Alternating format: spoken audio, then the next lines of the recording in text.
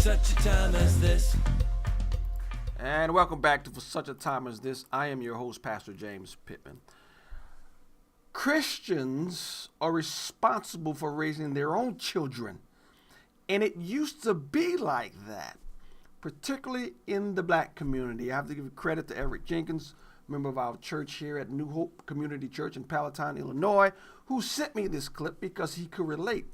It used to be in African-American communities, in the African-American family who was influenced heavily by Christianity. It was the parents' responsibility to discipline and control their own children. It has changed now, and now you have shall we say, a mature African-American lady recounting the old glory days when parents actually had control of their children as compared to today. This is funny. They actually gave that statement. And when they gave that statement, it meant that they could go right into your homes. They went into the black homes now, the powers that be, and told us that you cannot discipline your children anymore. And if you discipline your children, you were going to jail. It's this kind of thing they told us. Now, this is amazing that, you know, the black parents who in Africa, that was out of the question. Some social worker come in there saying you can't discipline your children, the social worker would disappear. As you all know, this kind of thing would go on.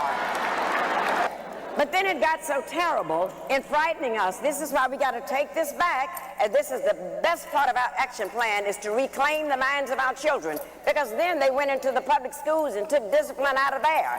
So when we acted up in there, they put our boys, our black men, into something called special ed classes.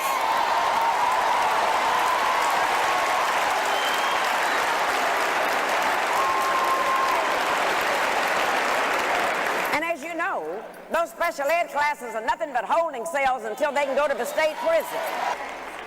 And if one of the things that we would learn to do, they did a grand thing when they took that discipline away from us, because when they made our parents afraid to discipline the children, then what happened? We found out that the teachers were afraid of the principals were scared of the superintendents was scared of the school board was scared of the parents were scared of the children, and the children ain't scared of nobody.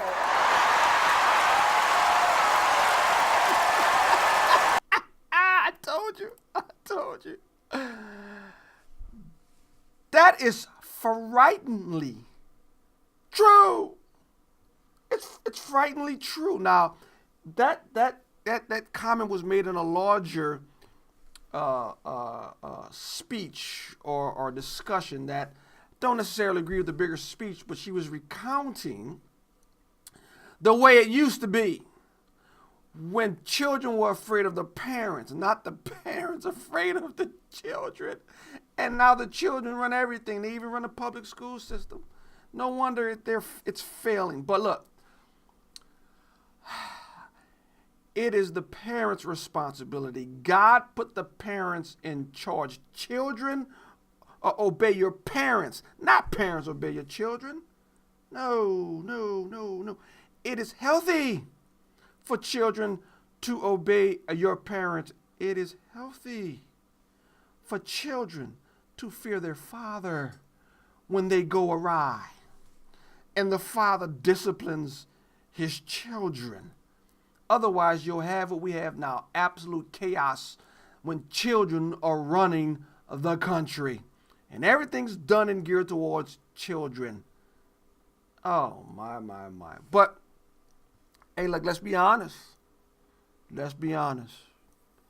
It was better when children obeyed the parents, when children, dare I say, feared their father, and when fathers and mothers ran their homes and told their children what to do.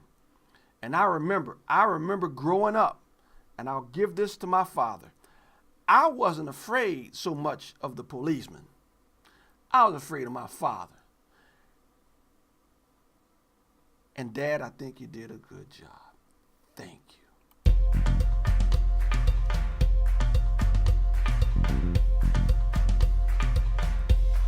For such a time as this.